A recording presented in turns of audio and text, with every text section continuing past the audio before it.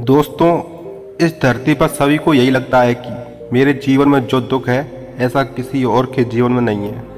आज की यह कहानी आपको बताएगी कि इस दुनिया के सबसे सुखी व्यक्ति आप ही हैं। सही कहा है किसी ने, जिसके जीवन में संतोष नहीं वह जिंदगी में कभी खुश नहीं रह सकता। उसको बेचैनी रहती है, उसको कितना भी दे दो उसका मन कभी खुश नहीं हो सकता। नमस्ते दोस्तों, आज की यह वीडियो बहुत ही महत्वपूर्ण और ज्ञानवर्धक होने वाली है। कृपया वीडियो में अंत तक जरूर बने रहें। तो चलिए बिना टाइम वेस्ट किए कहानी को शुरू करते हैं। दोस्तों, एक समय की बात है, एक गांव में एक लड़की रहती थी। वह लड़की सुंदर थी और उसका कोई भी नहीं था। वह अकेले ही रहा करती थी। वह खुद ही मेहनत करती और अपने लिए 2 वक्त की रोटी का प्रबंध किया करती। यूँ तो उसे 2 वक्त की रोटी मिल ही जाया करती थी, लेकिन फिर भी वह अपने आप से खुश नहीं थी। उसे दुनिया में सभी लोग सुखी नजर आते थे, सभी लोग खुशहाल नजर आते थे। दूसरों का जीवन देखकर वह खुद को कोसा करती थी, खुद को तरह तरह की बातें कहती थी। हे ईश्वर, आपने सभी को खुशहाल बनाया है, सभी को सुख दिया है, सभी को सुंदर बनाया है, तो मुझे क्यों नहीं? आखिर मैंने किया क्या था? आखिर मेरी गलती क्या थी? मैं जानती हूँ आप मुझसे कोई बदला ले रहे हैं। इसी प्रकार एक दिन वह अपने आप से निराश होकर एक पेड़ के नीचे बैठी थी और रो रही थी। तभी वहाँ से एक बौद्ध भिक्षु गुजर रहे थे। उन्होंने जब उस लड़की को रोते हुए देखा तो वह उसके पास गए और उन्होंने उस लड़की से कहा, पुत्री क्या बात है, तुम क्यों रो रही हो? इसका जवाब देते हुए वह लड़की उन बौद्ध भिक्षु से कहती है, हे गुरुवर, मुझे कोई प्यार नहीं करता, मुझे कोई पसंद नहीं करता, क्योंकि मैं काली हूँ, मैं सुंदर नहीं हूँ और मेरे रंग को लेकर लोग मेरा मजाक बनाते हैं। मेरा कोई नहीं है, मेरे पास तो धन भी नहीं है। इस दुनिया में हर कोई सुखी है, हर किसी के पास सब कुछ है, हर कोई अपना जीवन खुशहाली से जी रहा है, सभी के पास सब कुछ है, तो मेरे पास क्यों नहीं? आखिर मैंने क्या किया था? आखिर इसमें मेरा क्या कसूर है? क्या मुझे सुखी होने का हक नहीं? क्या मुझे अपना जीवन खुशहाली से जीने का हक नहीं? उन बौद्ध भिक्षु ने उस लड़की की सारी बातें ध्यानपूर्वक सुनी और उसके बाद वह उस लड़की से कहते हैं, पुत्री, अगर तुम मुझे उस व्यक्ति से मिलवा दो जो अपने जीवन में सुखी है, तो मैं तुम्हें एक ऐसी चीज दूंगा जिससे तुम सुंदर और सुखी दोनों बन जाओगी। उन बौद्ध भिक्षु के मुख से यह सुनकर वह लड़की बहुत प्रसन्न हुई और तुरंत ही उन बौद्ध भिक्षु से कहती है, क्या सचमुच ऐसा हो सकता है? इस पर वह बौद्ध भिक्षु उस लड़की से कहते हैं, हाँ, यह अवश्य हो सकता है। तभी वह लड़की उन बौद्ध भिक्षु से कहती है, हे गुरुवर, यदि यह सचमुच संभव है तो मैं एक ऐसे आदमी को जानती हूँ जो बहुत सुखी है। मैं उसे अभी लेकर आती हूँ, आप मेरा यहीं पर इंतजार करना। इस पर वह बौद्ध भिक्षु उस लड़की से कहते हैं, जब तक तुम वापस नहीं लौटोगी मैं तुम्हारा यहीं पर इंतजार करूंगा। इतना कहकर वह लड़की वहां से भागी भागी अपने मालिक के पास पहुंची, जो कि एक किसान था। उसने किसान से कहा, मालिक, आप मेरे साथ चलिए, मुझे एक बौद्ध भिक्षु मिले हैं जिन्हें मैं आपसे मिलवाना चाहती हूँ। उन्होंने कहा है कि अगर मैं एक ऐसे सुखी व्यक्ति को उनके पास ले जाऊंगी तो वह मुझे सुंदर और सुखी दोनों बना देंगे। उस लड़की की यह बात सुनकर वह किसान दुखी होकर उस लड़की से कहता है, मैं तुम्हें कहाँ से सुखी लगता हूँ? इस पर वह लड़की उस किसान से कहती है, मालिक, आपके पास तो सब कुछ है, आपके पास तो घर है, अच्छा खाने के लिए है, रहने के लिए अच्छा मकान है, आपका अपना परिवार है और तो और आपके पास धन भी है, तो आप दुखी कैसे हो सकते हो? इस पर वह किसान जवाब देते हुए कहता है, अरे मूर्ख, मेरी फसल अच्छी नहीं हो रही, इसलिए उसके दाम भी अच्छे नहीं मिल रहे और राजा को लगान भी देनी है। मेरे पास तो अब इतने पैसे भी नहीं है कि मैं फिर से अच्छे किस्म के बीज खरीद सकूं और इस बार बरसात में मेरी सारी की सारी फसल भी खराब हो गई थी। अब तो मेरे हालात और अधिक खराब हो चुके हैं और ऐसे हालातों में मैं सुखी कैसे रह सकता हूं? जाओ किसी और को ढूंढ लो जो सचमुच में सुखी हो। इस पर वह लड़की अपने मालिक से कहती है, मालिक, तो आप ही बताइए, आपके हिसाब से कौन सबसे ज्यादा सुखी है जिसे मैं अपने साथ ले जा सकूं? इस पर वह किसान कुछ देर विचार कर उस लड़की से कहता है, मुझे लगता है कि व्यापारी बहुत सुखी है। उन्हें ना तो फसल उगाने की चिंता और ना ही फसलों की देखरेख करने की, उन्हें तो बस फसल खरीदी करनी होती है और वह उसे कहीं से भी खरीद सकते हैं। और तो और वे अन्य चीज़ों का भी व्यापार करते हैं जिनका मौसम से कोई लेना देना नहीं होता और वे लोग हमसे कहीं ज़्यादा अधिक धन भी कमाते हैं। लोग उनका आदर सम्मान भी करते हैं। मुझे तो लगता है कि वही सबसे सुखी है, तुम उन्हीं के पास जाओ। वह लड़की अपने मालिक की बात सुनकर वहां से भागी भागी एक व्यापारी के पास जा पहुंची और उस व्यापारी से कहती है, मालिक, आप मेरे साथ चलिए, मुझे एक बिच्छू मिले हैं जिन्हें मैं आपसे मिलवाना चाहती हूँ। उन्होंने कहा है कि किसी ऐसे सुखी व्यक्ति को ले आओ जो सचमुच सुखी हो, और उसके बाद वह मुझे एक ऐसी चीज देंगे जिससे मैं सुंदर और सुखी दोनों हो जाऊंगी। उस लड़की की बात सुनकर वह व्यापारी दुख भरे शब्दों में उस लड़की से कहता है, अरे हमारे जीवन में कहाँ सुख है, चारों ओर से तो हमें दुख ने ही घेर रखा है। चोर लुटेरे, हमें सबका ध्यान रखना पड़ता है। व्यापार में अब भी बहुत घाटा भी चल रहा है, और तो और राजा हमसे अतिरिक्त कर्ज भी वसूल रहे हैं, जिससे व्यापार करने में बहुत दिक्कत आने लगी है। हमें सुरक्षा भी नहीं मिल पा रही। जीवन पर हमेशा कोई ना कोई संकट मंडराता ही रहता है। मुझे तो ऐसा लगता है कि मुझसे दुखी इस दुनिया में और कोई नहीं। इस पर वह लड़की उस व्यापारी से कहती है, परंतु मालिक, आपके पास तो इतना धन है, आपके पास इतनी जमीन जायदाद है, आपके पास इतना अन्न है, रहने के लिए इतना बड़ा मकान है, खाने पीने के लिए हर प्रकार की सुविधाएं हैं, इसके बाद भी आप दुखी हैं। यह बहुत अजीब सी बात है। मुझे तो लगता था कि आप बहुत सुखी होंगे। खैर, कोई बात नहीं। कृपया करके मुझे कोई ऐसा व्यक्ति बताइए जो आपके हिसाब से बहुत सुखी हो, जिससे मैं उन बौद्ध भिक्षु के पास ले जा सकूं।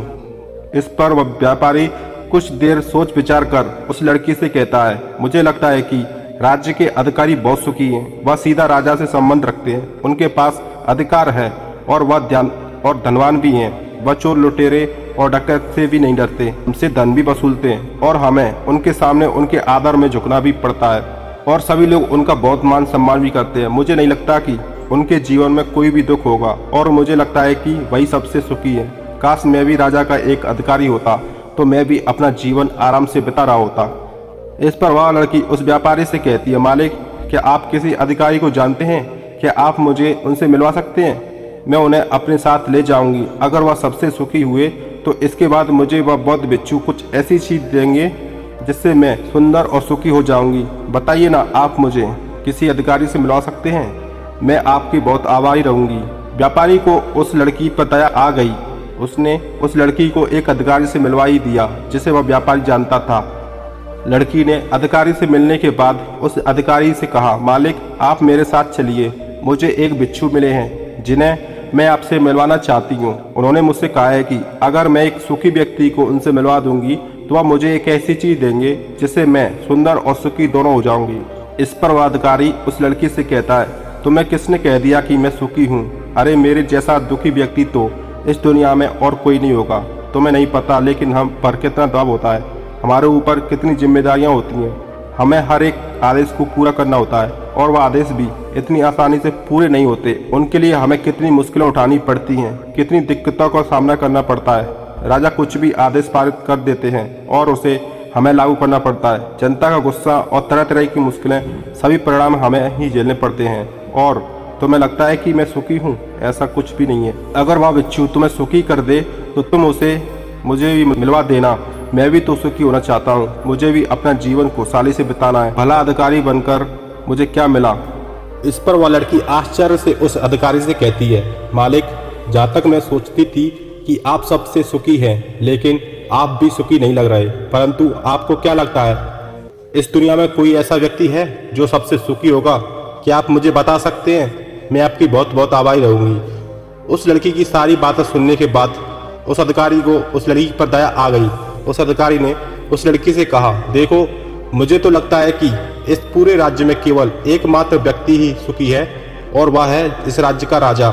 मुझे तो केवल वही सुखी लगते हैं। उन्हें किसी की सुनी नहीं पड़ती। वह नियम बनाते हैं, आदेश देते हैं, सुरक्षा से घिरे रहते हैं, और सब उनके सामने झुके भी रहते हैं। ना उन्हें धन की कमी है और ना जमीन जायदाद की। सारी धरती को उन्होंने जीत लिया है। वह सबके मालिक हैं, और सबसे उच्च वही हैं जो एकमात्र सुखी व्यक्ति है।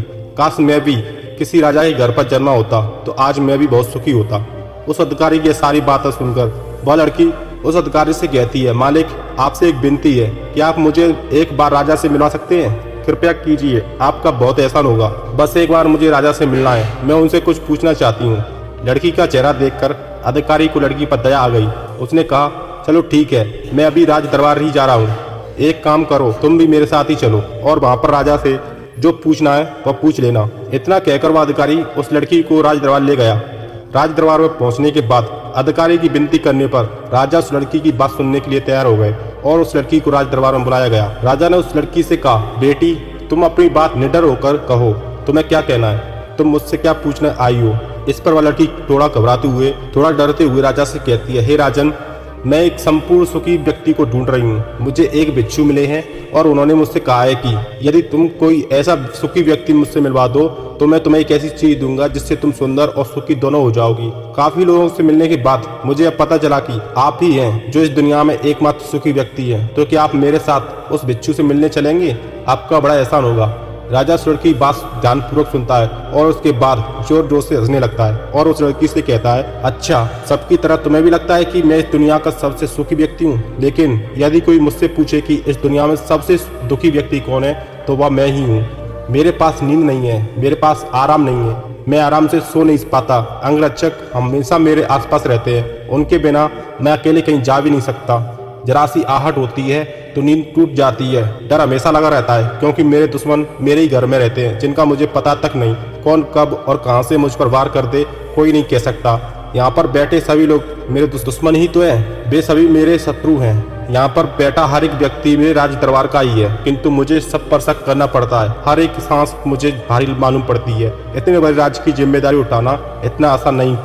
तुम्हें लगता होगा कि राजा के पास तो सभी ऐशो आराम है, धन है, दौलत है, जमीन जायदाद है, उनके पास किसी चीज की कोई कमी नहीं और इस हिसाब से तो उन्हें सुखी होना ही चाहिए। किंतु मैं तुम्हें बता दूं कि यह सब सुख नहीं देते। इस पर वह लड़की राजा से कहती है, हे राजन, क्षमा कीजिए, परंतु यदि सुख धन दौलत नहीं देते, जमीन जायदाद नहीं देते, ऐशो आराम नहीं देते तो क्या हुआ? कम से कम सुंदरता तो सुख देती है। इस पर वह राजा एक बार फिर मुस्कुराते हुए उस लड़की से कहता है, पुत्री, सुंदरता जो मैंने देखी है, जो लोग शक्ल से सुंदर होते हैं उनके मन सुंदर नहीं होते। वे लोग तो एक मुखौटा लगाए घूमते रहते हैं। वे दूसरों को दिखाते हैं कि मैं कितना सुंदर हूँ, लेकिन समय सबकी सुंदरता छीन लेता है। एकमात्र सुंदरता मन में ही रहती है और जिसका मन सुंदर है वह हमेशा ही सुंदर रहता है। इस पर वह लड़की राजा से कहती है, हे राजन, तो आप ही बताइए कि आपके हिसाब से इस दुनिया में सबसे सुंदर और सुखी कौन है? इस पर वह राजा लड़की से कहता है, मेरे हिसाब से तो एक गरीब व्यक्ति जो 2 वक्त की रोटी का प्रबंधन कर सके, जो बिना किसी बंदिशों के किसी भी दिशा में घूम सके, उसे कुछ भी छिन जाने का डर ना हो, कुछ भी लुट जाने का खौफ ना हो, जिसे रात को नींद अच्छी आती हो। मुझसे पूछोगे तो सबसे ज्यादा सुखी वही होगा। और इस हिसाब से मैं तुम्हें देखता हूँ कि तुम सबसे सुखी हो। तुम्हारे पास नींद है, अच्छा मन है, चारों दिशाएं हैं और कोई डर नहीं, कोई साजिश नहीं, कोई षड्यंत्र नहीं, बस जीवन है, खुला जीवन।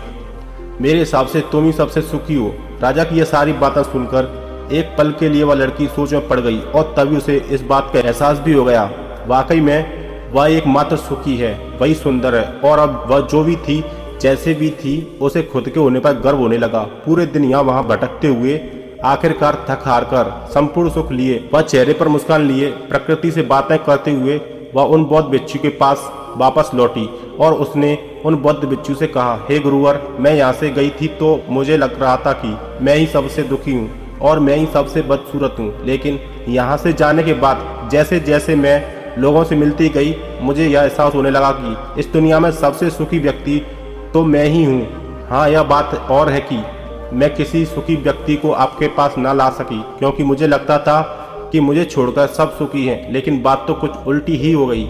यहाँ तो मुझे छोड़कर सभी दुखी हैं। सभी को किसी न किसी चीज का डर है, कुछ ना कुछ खो जाने का डर है, कुछ ना पाने का डर, खुलकर ना जी पाने का डर। इस हिसाब से तो मेरे पास सब कुछ है। मैं खुशी से झूम सकती हूँ, गा सकती हूँ, जहाँ मन करे वहाँ जा सकती हूँ, और 2 वक्त की रोटी का इंतजाम करने के लिए मेरे पास यह हाथ है और पैर भी हैं। मुझे किसी चीज का कोई गम नहीं। मेरे पास ऐसा कुछ नहीं जिसके खोने का डर मुझे सताए। इस पर वह बौद्ध बिच्छू उस लड़की से कहते हैं, पुत्री, आखिरकार तुम्हें बस सुंदरता और सुख मिल ही गया। अब से तुम सुंदर और सुखी हो। यह कहकर वह बौद्ध बिच्छू वापस अपने आश्रम लौट गए और वह लड़की भी अब जान चुकी थी कि वही सबसे सुंदर और सुखी है। अब उसे किसी बात का कोई गम नहीं था। वह कभी अपने आप पर अफसोस नहीं करती थी, बल्कि वह अपने आप में हमेशा खुश रहती थी, हमेशा मस्त रहती थी। दोस्तों, हमें भी ऐसा ही लगता है कि हमारे पास कुछ नहीं है और सामने वाले के पास सब कुछ है। वह कितना सुखी है, उसके पास हर चीज है, हर ऐशो आराम है, हर सुविधा है, किंतु ऐसा नहीं है। यह केवल आपके देखने का नजरिया है। असली सुख तो आपके पास ही है और वह है संतुष्टि। यदि आप अपने मन से संतुष्ट हैं, आपके पास जो कुछ भी है उसमें यदि आप खुश हैं, तो आपको कोई भी दुख डरा नहीं सकता, आपको कोई भी दुख परेशान नहीं कर सकता। किंतु हमारी सबसे बड़ी तकलीफ यही है कि हम खुद को नहीं बल्कि दूसरों को ज़्यादा देखते हैं। दूसरों से हम ज़्यादा प्रेरित होते हैं और उनकी खुशी देखकर हमारे भीतर ईर्ष्या का भाव उत्पन्न होने लगता है। हमें तकलीफ होती है कि उनके पास इतना सुख कैसे है और हम इतने दुखी क्यों हैं। हम केवल उनकी तरफ ही नज़र गड़ाए हुए हैं। हमने तो अपने पास देखा ही नहीं हमारे पास क्या है। हम उस पर कभी ध्यान ही नहीं देते, बल्कि हम तो हमेशा इस पर ध्यान देते हैं कि हमारे पास क्या नहीं है। और यही नज़रिया आपको दुख और तकलीफ की ओर ले जाता है। आप चाहकर भी सुखी नहीं रह पाते। वहीं पर यदि आप इस तरह से सोचें कि मेरे पास बहुत कुछ है, रहने के लिए अच्छा घर है, खाने के लिए अच्छा खाना है, पहनने के लिए अच्छे कपड़े हैं, कम से कम 2 वक्त की रोटी का आपके लिए इंतजाम भी हो जाता है, लेकिन बहुतों के पास तो यह भी नहीं होता। तो क्या आप सुखी नहीं हैं? क्या आपके पास वह सब नहीं है जो उनके पास नहीं? जरा एक पल के लिए सोच कर देखिएगा। तो दोस्तों, आपने आज के इस वीडियो से क्या सीखा वह मुझे आप कमेंट में बता सकते हैं। उम्मीद है कि आपको आज की वीडियो पसंद आई होगी। तो इस वीडियो को उस इंसान को शेयर करें जिसे इस कहानी को सुनने की ज़रूरत है, और उसी के ठीक बाद हमारे चैनल को सब्सक्राइब करें। तो चलिए फिर मिलते हैं ऐसी एक और नई वीडियो में एक नई सीख के साथ। तब तक के लिए अपना ख्याल रखें। धन्यवाद। नमो बुद्धाय।